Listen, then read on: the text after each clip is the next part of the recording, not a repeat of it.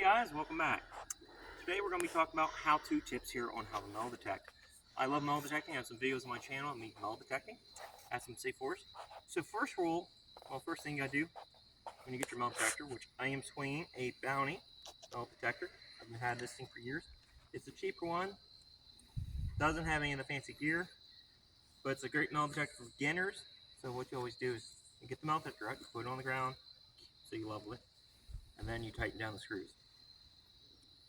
Now, you're going to need a pinpointer, and I keep extra batteries and stuff like that, but you're going to need yourself a pinpointer, which I'll show this later. So that's a pinpointer. You always need a pinpointer.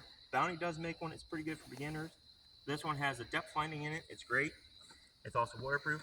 Now, some would say, why not headphones? Now, if you're metal detecting by yourself, these kind of get in pain in the butt, but if you're along the road, they're nice to have. Because, as you can see, my backpack is actually a bucket, which I like to use. We'll get to that later. So what you first want to do is with your metal detector, raise your extra change at the house. If you're weird like me and have a coin collection, I'll show you on the camera. So basically, you want to grab every single dime, penny, gold, silver, if you have a coin collection. If not, nickels, dimes, penny will work. Because what you're going to do is you're going to find yourself non-ferrous item. You're turning the metal detector on. Now on this one I have tune. That's my favorite one, and we're going to show you why here in a minute. All metal works, but tune works out better. You're going to hear and listen. So what you're going to do is you're just going to play with it when you first get it. Take your first item, dime down, and you just sweep back and forth. Hear the different tones? Let me drop something down there nice, like silver. It's got a little bit different tone to it. Again, you just go through the change, and especially with tone, and you just practice with it. I think penny has a different sound to it. 10. Yep, there you go. You can hear it's not that different sound now.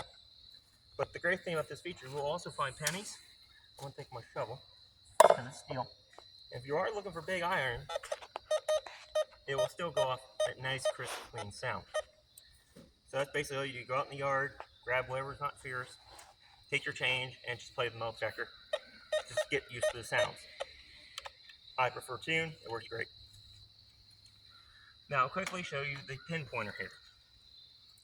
I got the mine on the ground.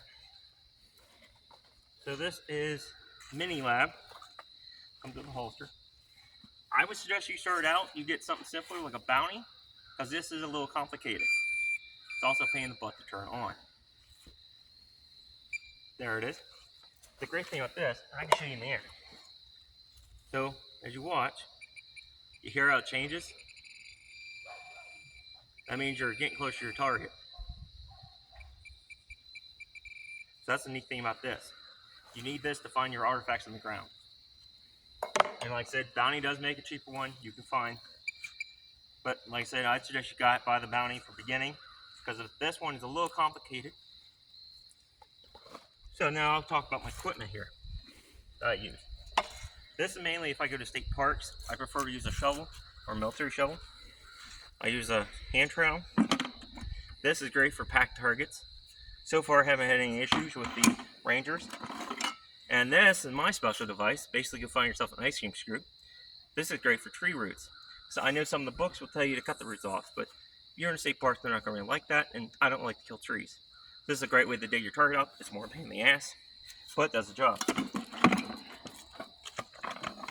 So now I'm going to quickly show you how to dig a hole if you're on private property. So let's say you're in a grassy yard. Finally, the rest of this part. You take this tool, or if you have a shovel, and what you do is you just take it and you jam it into the ground. All the way around your target where you hit. Now this is going to be nice for the landowner because there ain't going to be much sign I dug a hole here. And you just peel up the grass. All the way. Like that. You keep the clump to the side. You make as big of a hole as you need. Just try and keep the grass chunks. Then you dig your hole. Then when you're done, you take the grass and this stuff will grow back. And you'll find just a little line of dirt of where you dug. Ain't going to show it here in this demonstration, but I will show you.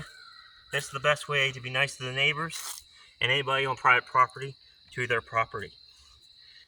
You do that. It's a little bit more of a thing in the butt than just getting down in there making a hole. But like that, they will never know you were there. I hope you enjoy my quick tips on how to metal detect. I hope these help you. It is a great fun thing to do. So until next time, stay curious, stay adventurous.